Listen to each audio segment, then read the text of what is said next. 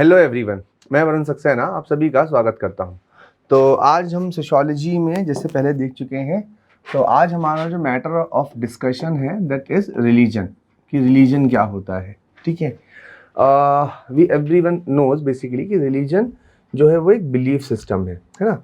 हम आज इसको सोशियोलॉजिकल पॉइंट ऑफ व्यू से बात करेंगे कि रिलीजन मेजरली होता क्या है। तो पहली चीज़, सोशियोलॉजिकल पॉइंट ऑफ व्यू से अगर हम जस्ट बात करें तो रिलीजन जो है वो एक सोशल इंस्टीट्यूशन है, क्योंकि इसको किसने बनाया है? सोसाइटी ने बनाया है।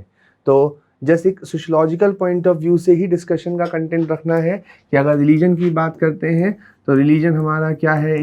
रिलीजन हमारा एक सोशल इंस्टीट्यूशन है। ठीक है, सोशल इंस्टीट्यूशन है। अच्छा, रिलीजन क्यों बनाया गया है? तो रिलीजन बनाया गया है ताकि हम सोसाइटी में वो वैल्यूज़, जो वैल्यूज सोसाइटी में एक मेजर पीस मेंटेन करने के लिए यूज़फुल हों, उन पीस को सोसाइटी में इनकलकेट कर पाएँ, ये हमारा क्या है? रिलीजन है। तो religion is a social institution which basically inculcate the values in the society which is essential to maintain the peace in the society. One thing, अगर रिलीजन की डेफिनेशन बोली जाए तो इसमें एक और चीज़ डिफाइन करेंगे कि रिलीजन डिफाइंस द रिलेशनशिप। ठीक है, religion defines the relationship between the human and super natural power. ठीक है, सुपर नेचुरल पावर। तो सुपर नेचुरल पावर और ह्यूमन के बीच कैसा रिलेशन होगा, ये कौन बताएगा? ये रिलीजन बताएगा। तो एक लाइन में अगर रिलीजन को 2 मार्कर्स के हिसाब से डिसाइड करना हो तो हम कहेंगे कि religion is a social institution. Religion एक सोशल इंस्टीट्यूशन है विच डिफाइंस द रिलेशनशिप, जो डिफाइन करेगा relationship between the human and the super natural power. तो सुपर नेचुरल पावर और ह्यूमन के बीच जो रिलेशनशिप डिफाइन करता है, वो रिलेशनशिप डिफाइन करने वाला सोशल इंस्टीट्यूशन क्या कहलाएगा? रिलीजन कहलाएगा। ठीक है, अब रिलीजन के कुछ फंक्शन भी होंगे, रिलीजन के कुछ डिसफंक्शन भी होंगे और रिलीजन का कुछ सिग्निफिकेंस भी होगा। तो हमारे एग्जाम के पॉइंट ऑफ व्यू से इंपॉर्टेंट क्या बनता है कि what are the function of religion. भाई रिलीजन का फंक्शन क्या है ना। एक मैटर हमारा डिस्कशन का है कि भाई रिलीजन का फंक्शन क्या है। पहले हम फंक्शन ऑफ रिलीजन डिस्कस करेंगे, then we discuss the dysfunction of religion and then we discuss the significance of religion. ठीक है, एक बहुत मेजर कंसर्न है कि अगर हम रिलीजन की बात करते हैं तो रिलीजन प्रोवाइड्स, ठीक है, religion provides the mental piece. ठीक है, रिलीजन क्या प्रोवाइड करता है? मेंटल पीस प्रोवाइड करता है, क्योंकि ये हमारे जो इश्यूज हैं या जो हमारे ड्रॉबैक्स हैं, ये उनका जस्टिफिकेशन देता है, ये हमें एक होप प्रोवाइड करता है। तो इस होप से हमें एक मेंटल पीस मिलता है। जैसे आपने कई बार सुना होगा रिलीजियस ग्राउंड पर कि आज अगर बुरे दिन हैं तो कल अच्छा दिन भी आएगा। तो हम अच्छे दिन की एक होप कैरी कर रहे हैं, और ये जो अच्छे दिन की होप है, यही अच्छे दिन की होप कौन प्रोवाइड करेगा? रिलीजन। तो हमको क्या होगा? एक मेंटल पीस। तो एक बहुत मेजर फंक्शन है रिलीजन का कि it provides the mental peace to the individual. ये इंडिविजुअल को मेंटल पीस देता है। ठीक है, दूसरा तो हमने अभी बात करी कि जितने भी सोशल वैल्यूज हैं या सोशल वर्च्यूज हैं, ठीक है, जो एसेंशियल हैं सोसाइटी में, सोसाइटी को मेंटेन करने के लिए, इन वर्च्यूज या इन वैल्यूज को इनकलकेट करने का काम भी कौन करेगा? रिलीजन करेगा। तो religion provides you the values और the inculcation of the values in the society. ये सोसाइटी में वैल्यूज को इनकलकेट करेगा, ये सोसाइटी में बताएगा आपको कि हमको कैसे सोसाइटी को प्रॉपरली वर्क करना है। ठीक है, ये बताएगा। इसके बाद रिलीजन एक और मेजर रोल प्ले करता है, दैट इज सॉलिडारिटी। ठीक है, सॉलिडारिटी। जैसे आप एक एग्जांपल समझें, हम कहीं भी रहें, हम इंडिया के या वर्ल्ड के किसी भी कोने में रहें, when it comes to Deepavali आई तो हम सब क्या करते हैं? दीपावली पे सब अपने अपने जगहों से अपने घर आते हैं। ये जब घर हम आए हैं अपने बीच, तो उस केस में हमारी जो एनर्जी है वो एनर्जी क्या होती है, रिवाइटलाइज होती है। वन थिंग कि हमारी एनर्जी रिवाइटलाइज हुई, और क्योंकि हमने मिल के काम करने का प्लान किया, हमने मिल के फेस्टिवल सेलिब्रेट किया, तो सॉलिडेरिटी भी क्या होगी हमारे बीच, इंक्रीज होगी। तो रिलीजन सॉलिडेरिटी भी इंक्रीज करता है या हमारी एनर्जी को रिवाइटलाइज भी करता है। हम जिस मोनोटोनस लाइफ में अपने वर्क कल्चर में रह रहे हैं, वो वर्क कल्चर हमारा स्टूडेंट का भी हो सकता है, वो वर्क कल्चर हमारा जो ऑफिस का भी हो सकता है, कोई भी वर्क कल्चर। अगर हम किसी भी एक वर्क कल्चर में रह रहे हैं तो उस वर्क कल्चर में रहते हुए हमारी लाइफ मोनोटोनस हो जाती है। तो इस मोनोटोनस लाइफ से बाहर आने का काम कौन कराएगा, रिलीजन कराएगा। रिलीजन आपके अंदर एक वैल्यूज को भी इनकलकेट करेगा। तो आपको याद होगा, तो मैंने कई बार ये वर्ड का यूज किया है जिसको हम सोशलाइजेशन कहते हैं। सोशलाइजेशन बेसिकली क्या होता है, सोशलाइजेशन का मतलब है inculcation of values from one person to another person. एक पर्सन से दूसरे पर्सन को वैल्यूज का ट्रांसफर करना सोशलाइजेशन है। तो रिलीजन हमारे अंदर honesty, benevolence, sympathy, compassion, in peace, इन चीज़ों को क्या करता है, इनकलकेट करता है। तो when you are become religious, जब आप रिलीजियस होते हैं तो आप दूसरों की मदद करते हैं। जब आप रिलीजियस होते हैं तो आप पीस मेंटेन करना चाहते हैं। जब आप रिलीजियस होते हैं तो आप एक ब्रदरहुड, भाईचारा मेंटेन रखते हैं। और ये किसने सिखाया है आपको, रिलीजन ने सिखाया है। क्योंकि ये सारी चीज़ें आपको रिलीजन ने सिखाई हैं, तो ये सोशलाइजेशन हो गया। इन केस अगर आप कोई भी काम इन वैल्यूज़ के अगेंस्ट में कर रहे हो, तो रिलीजन ये भी मेंटेन करने की कोशिश करता है कि कोई भी व्यक्ति अगेंस्ट द वैल्यू सिस्टम ना जाए, या कोई भी व्यक्ति इन वैल्यूज को ब्रेक ना करे। मतलब सोसाइटी में सोशल कंट्रोल मेंटेन करने का काम भी कौन करता है, रिलीजन करता है। सोशल कंट्रोल हो गया, जैसे हमने फैमिली के केस में पढ़ा था कि जो फैमिली होती है वो फैमिली भी क्या करती है, सोशल कंट्रोल मेंटेन करती है। ठीक है, सेम वैसे ही रिलीजन भी क्या करेगा, सोशल कंट्रोल मेंटेन करने का कोशिश करेगा। ठीक है, अगर वैल्यूज़ को सिखाया गया है, कोई वैल्यूज़ को फॉलो नहीं कर रहा है, तो हमारे अंदर एक फीलिंग ऑफ गिल्ट है। जैसे हमें ऑनेस्ट होना चाहिए, तो हम अब जब ऑनेस्ट नहीं होंगे तो रिलीजन के कारण हमें एक फीलिंग ऑफ गिल्ट होगा, एक फियर होगा। तो सोशल कंट्रोल करने का काम कौन करेगा, रिलीजन करेगा। इसके बाद अगर हम बात करते हैं तो सोशल वेलफेयर का काम भी कौन करता है, रिलीजन करता है। सोशल वेलफेयर का क्या मतलब हुआ, जैसे आप देखोगे बहुत सारे स्कूल्स चलते हैं जो रिलीजियसली फंडेड होते हैं, लंगर चल रहा है, भंडारा चल रहा है, ये सोशल वेलफेयर से।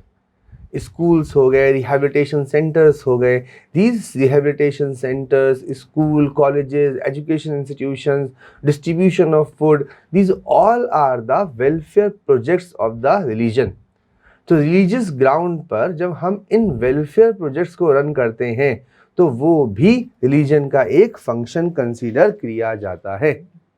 ठीक है, फिर से रिलीजन एक और काम करता है। जब आप सोसाइटी में रह रहे होते हो तो आप सोशल नॉर्म्स के अकॉर्डिंग काम कर रहे होते हो, जहाँ पर पॉसिबिलिटी है कि हम कोई ऐसी चीज़ों में भी इन्वॉल्व हो जाएं जो सोशल वैल्यूज़ के अगेंस्ट में तो हैं, बट सोसाइटी डायरेक्टली और इनडायरेक्टली उसको एनफोर्स करा रही है। जैसे एक बेसिक एग्जांपल समझें, करप्शन। ठीक है, करप्शन सोशल वैल्यूज़ के अगेंस्ट में तो है, बट करप्शन सोशल बैकग्राउंड पर एनफोर्सेबल भी हो रहा है। तो आप कभी नोटिस करो, जो लोग करप्ट प्रैक्टिसेस कर रहे हैं उनको ना एक फियर है, उनको एक फियर है कि भाई अगर हमने करप्शन किया तो रिलीजियस ग्राउंड पर हमें पनिशमेंट मिलेगा या हम पनिश होंगे। तो जब हम रिलीजन वैल्यू को ज्वाइन करते हैं और रिलीजियसली काम करते हैं तो एक और नया कैरेक्टर क्रिएट होता है जिसको हम रिक्रिएशन ऑफ पर्सनैलिटी कहते हैं। ठीक है, और क्योंकि ये रिक्रिएशन ऑफ पर्सनैलिटी जो है वो आपने रिलीजियस ग्राउंड पर बनाई है, इसीलिए इसका वैल्यू ओरिएंटेशन सोसाइटी के लिए ज़्यादा बेनिफिशियल होता है। जैसे आपने एक एग्जाम्पल अभी आईआईटी बाबा का सुना होगा। तो आईआईटी बाबा एक इंडिविजुअल व्यक्ति थे जो एक आईआईटी से ग्रेजुएट हुए, वो एक प्राइवेट कंपनी में जॉब कर रहे थे, but when he joins the religion, when he joins the value of the religion, एक पर्सनालिटी का क्रिएशन हुआ जो पिछली पर्सनालिटी से क्या है, डिफरेंट है। तो हमारी फूड हैबिट्स हो गई, हमारी क्लोथिंग पैटर्न हो गया, हमारा वैल्यू सिस्टम हो गया, हमारा वे ऑफ लाइफ हो गया, हमारी मोडस ऑपरेंडी हो गई, सोचने का तरीका हो गया, these all can be influenced by the religion. ये सारी चीज़ें रिलीजियसली क्या होंगी, इन्फ्लुएंस होंगी, और ये हमारी पर्सनैलिटी को क्या करेंगी, रिक्रिएट करेंगी। ठीक है। रिलीजन एक और मेजर रोल प्ले करता है कि इट इन्फ्लुएंसेस द इकोनॉमी। ठीक है, ये इकोनॉमी को क्या करेगा, इन्फ्लुएंस करेगा। कैसे करेगा, एक एग्जांपल के लिए समझें। अगर मान लो मुझे शेयर मार्केट में कुछ इन्वेस्ट करना है, और मैं मान लेता हूं कि मुझे जो शेयर मार्केट में इन्वेस्ट करना है वो एक पेंट इंडस्ट्री में इन्वेस्ट करना है, तो what is the right time to invest in the paint industry, that is Diwali. क्यों, क्योंकि जैसे ही दिवाली आएगी लोग क्या करेंगे, अपने घर को पेंट कराना शुरू करेंगे, और अगर पेंट कराना शुरू करेंगे तो पेंट इंडस्ट्री की डिमांड्स क्या होंगी, हाई होंगी, प्राइजेस बढ़ जाएंगे क्योंकि प्रोडक्शन बढ़ गया था। जैसे ही अगर ऑटोमोबाइल्स की बात की जाए तो ऑटोमोबाइल्स की ज़्यादा डिमांड वैसे तो थ्रू आउट द ईयर रहेगी, बट स्पेसिफिकली आप ऑब्जर्व करिएगा कि ऑटोमोबाइल्स की ज़्यादा डिमांड जो होती है वो धनतेरस पे होती है। तो all of a sudden market में क्या होगा, वो ऑटोमोबाइल्स की डिमांड बढ़ेगी।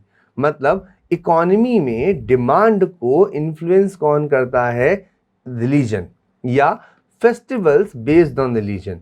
तो रिलीजन हमारी इकोनॉमी को भी ड्रिवन करता है। जैसे आप एक बेसिक एग्जांपल समझ लीजिए, अयोध्या। ठीक है, अभी अयोध्या में जब राम मंदिर नहीं बना था तो उस वक्त वहाँ की इकोनॉमी क्या थी, लो थी। हमने वहाँ पे राम मंदिर का कंस्ट्रक्शन कराया, राम मंदिर का कंस्ट्रक्शन हुआ तो वहाँ पर टूरिज्म इंक्रीज हुआ। ठीक है, पिलग्रिमेज सेंटर बन गया, लोग आए, डिमांड शुरू हुई, इन्वेस्टमेंट शुरू हुआ, इकोनॉमी क्या कर गई, बूस्ट कर गई। ठीक है, तो रिलीजन एक और मेजर रोल प्ले करता है कि ये हमारी इकोनॉमी को इन्फ्लुएंस करने का काम करता है। ठीक है, एक और मेजर फंक्शन है कि ये हमारे सेल्फ कॉन्फिडेंस को भी बूस्ट करता है। रिलीजन हमारे सेल्फ कॉन्फिडेंस को भी बूस्ट करता है। सेल्फ कॉन्फिडेंस को बूस्ट करने का मतलब क्या हुआ कि जब हमें लो फील हो रहा हो, जब हमें डिप्रेशन फील हो रहा हो, हमें लग रहा हो कि चीज़ें प्रॉपरली वर्क नहीं कर रही हैं, तो ये जो होप प्रोवाइड करने का काम है, ये होप प्रोवाइड करने का काम कौन करता है, रिलीजन करता है। तो रिलीजन का एक बहुत इंपॉर्टेंट फंक्शन है कि ये हमको एक होप देता है, सेल्फ कॉन्फिडेंस बूस्ट करता है। तो अब अगर मान लेते हैं कि हमारे पास फंक्शन ऑफ रिलीजन आता है, तो हमारे पास 1 2 3 4 5 6 7 8 9 और 10। हाँ, बस ये 10 पॉइंट बनते हैं जिन पॉइंट्स पर हम फंक्शन ऑफ रिलीजन जो है वो क्या डिफाइन कर सकते हैं। अब अगर ये क्वेश्चन 200 वर्ड्स का आता है तो भी हमें बन जाएगा, अगर ये 550 वर्ड्स का आएगा तो भी हमें बन जाएगा, और 2 वर्ड्स में तो कोई कंसर्न है ही नहीं।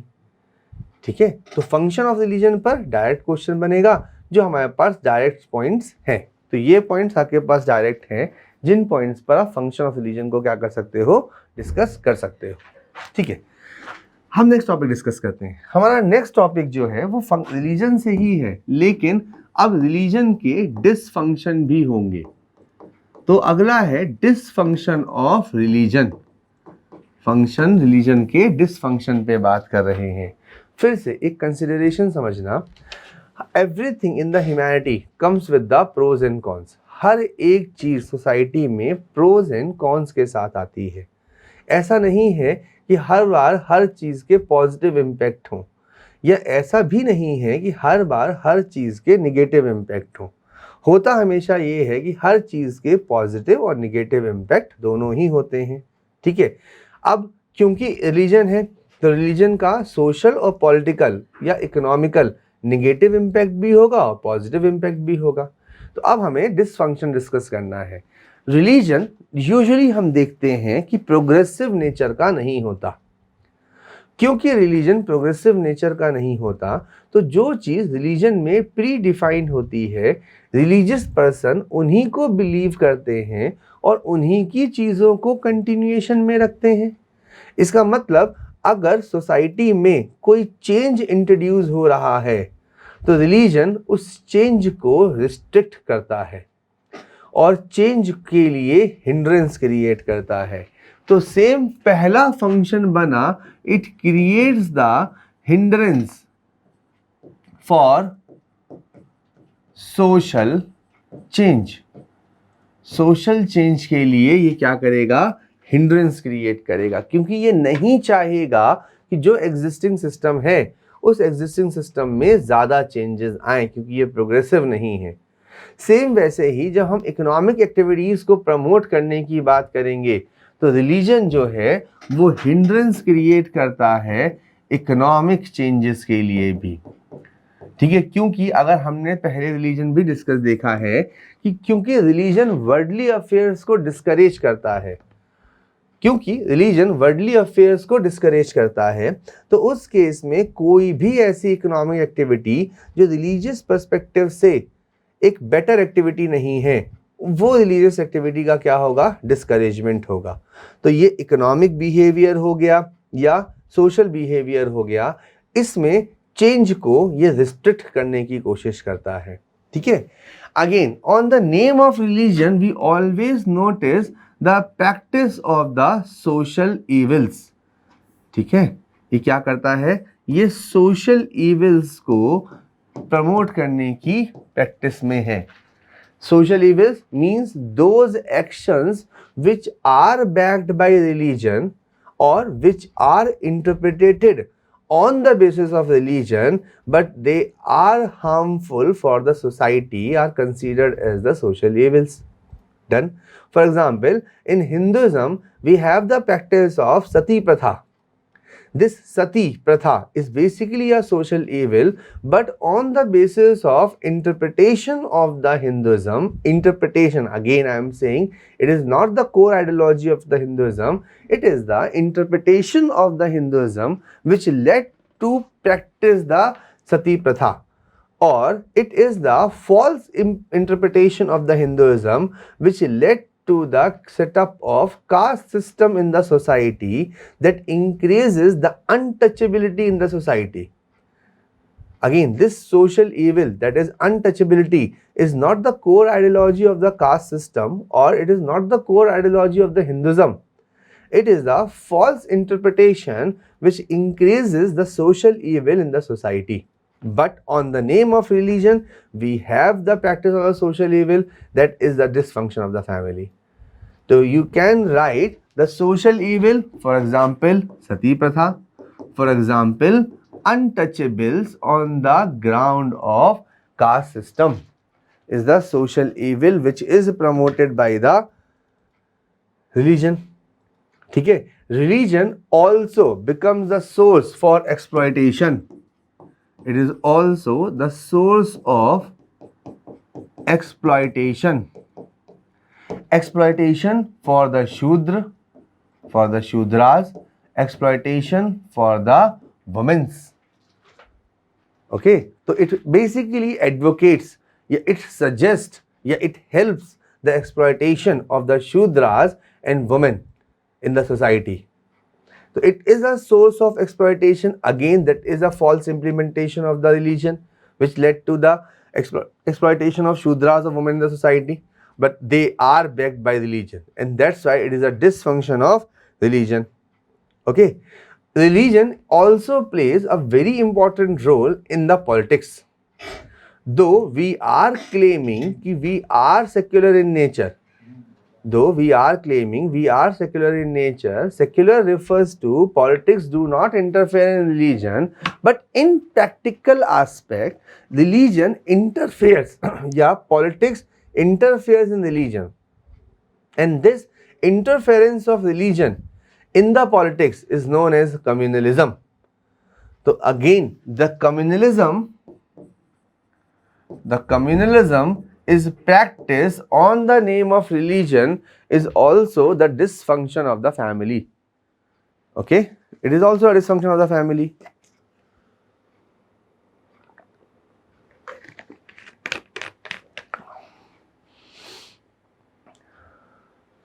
In the later sections, we discuss what is communalism when we discuss the religious diversity.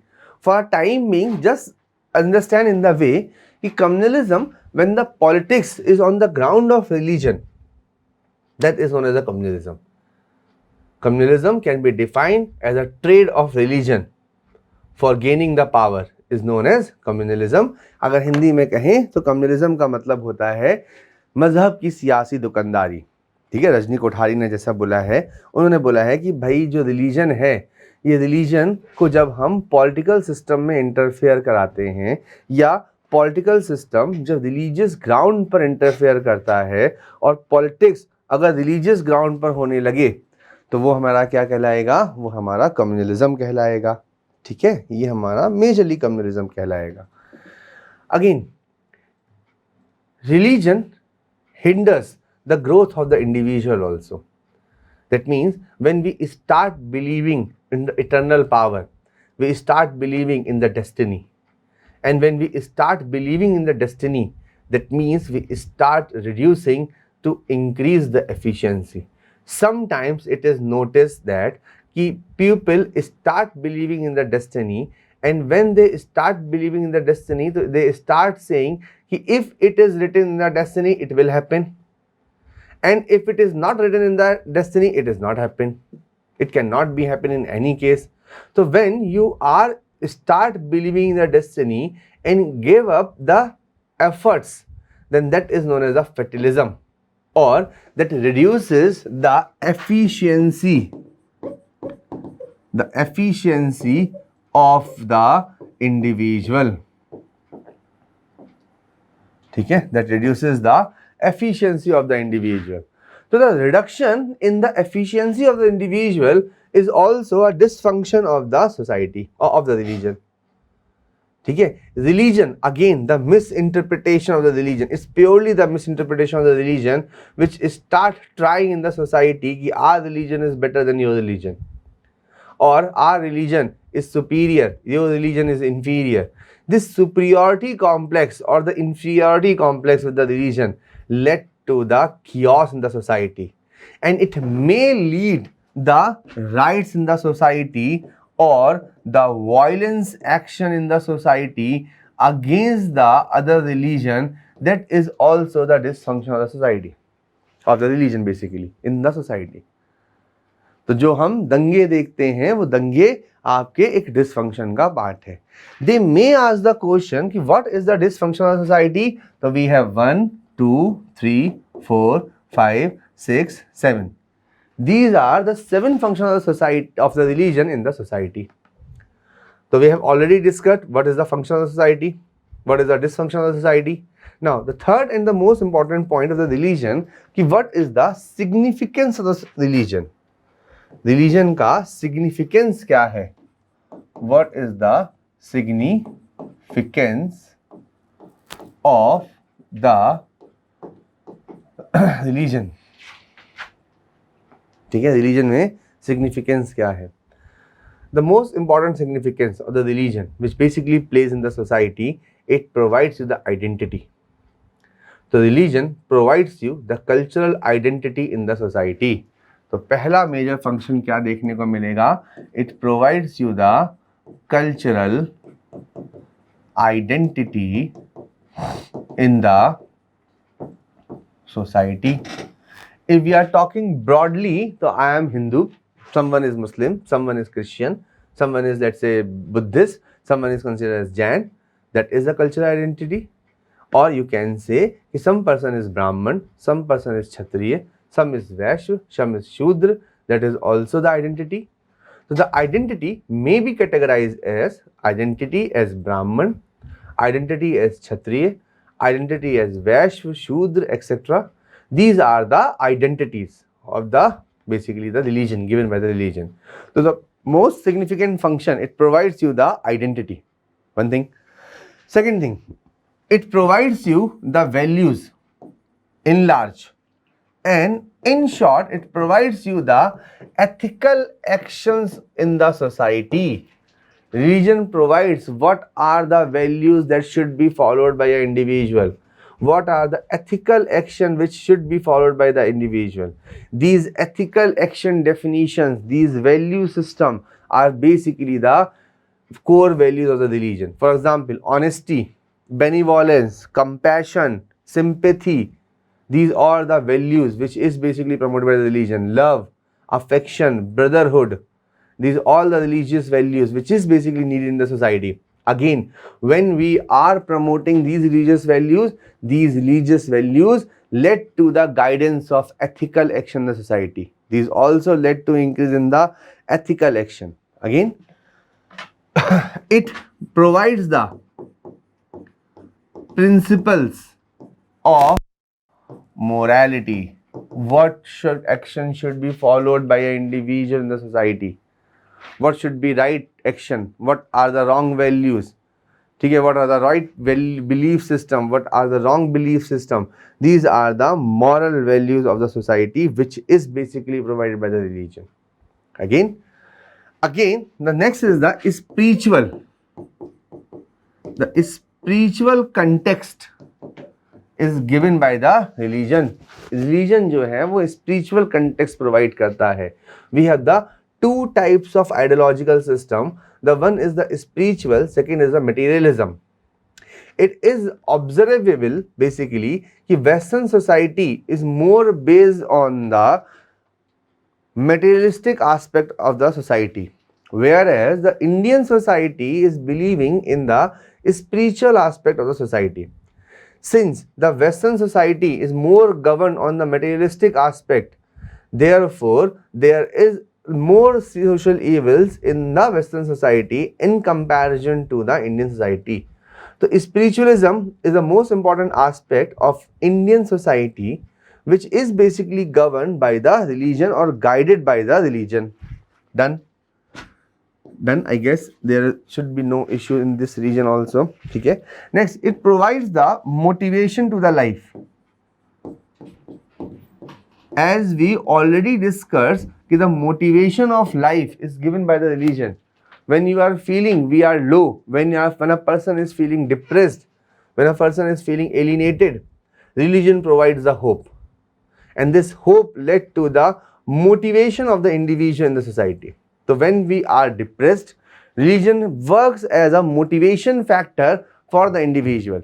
And this motivation factor helps to increase the morality or the efficiency in the society. Okay. Religion provides you the ideology. Ideology is a set of values in which an individual believes. So the ideological values is given by the religion. Religion provides you the ideology. That ideology is helpful for the society as well as for the functioning of the society. Next is 7th point. It led to the reduction of discrimination. Keep one thing in mind. The core ideology of any religion do not promote the discrimination, as the most discriminatory aspect which we observe in the society is the untouchability, or you can say the casteism. The core ideology of the casteism says that the caste system is not based on the birth, it is based on the deed. Okay, it is based on the deed. As written in the Vishnu Puran, every person is born as Shudra. It is the deed of the individual which defines the caste of the individual rather than the birth of the individual in any particular caste. So religion provides the equal opportunity to each and every individual to move in the hierarchy of the caste system as per their deed in the society. It is the faulty implementation or the faulty interpretation of the religious aspect which increases the discrimination in the society. Religion on its own never promotes any discrimination. Getting the point? So if they ask what is the significance of the religion, These are the 7 points which we need to write. What are the significance of the religion? I guess these all points are clear for you. If you have any queries with relation to the what is religion, what is the function of religion, dysfunction of religion, significance of religion, so let me ask in the comment section. We will discuss your issues in the next lecture. For today, it's end from my side. In the next class, we will discuss the next topic. Thank you.